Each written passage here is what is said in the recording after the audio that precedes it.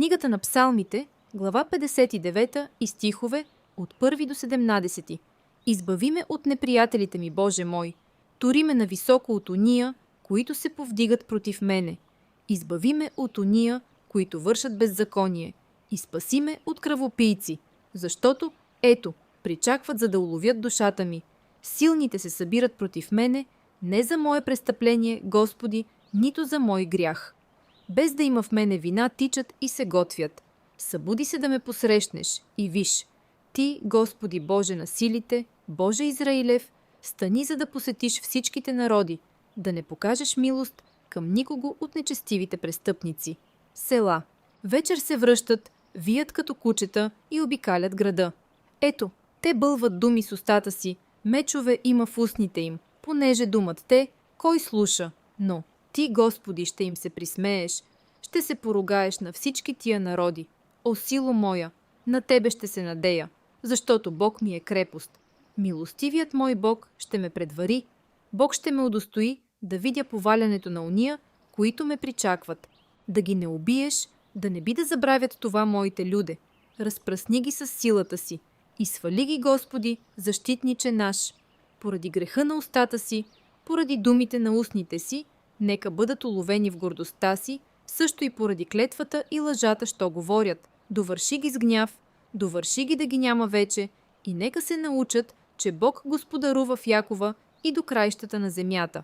Села, нека се връщат вечер, нека вият като кучета и нека обикалят града, нека се скитат за храна и ако не се настанят, нека прекарат нощта ненаситени. А аз ще пея за Твоята сила. Да, на ранина високо ще славословя Твоята милост, защото Ти си ми станал крепост и прибежище в деня на бедствието ми. О, сило моя, на Тебе ще пея хваление, защото Ти, Боже, милостиви мой Бог, си крепост моя. Книгата на Псалмите, глава 59 и стихове от 1 до 17. Ако искате да вкусите любовта на Господ Исус Христос, умоляваме ви от името на Христа, помирете се с Бога. Защото Бог толкова възлюби света, че даде своя единороден син, за да не погине ни един, който вярва в него, но да има вечен живот.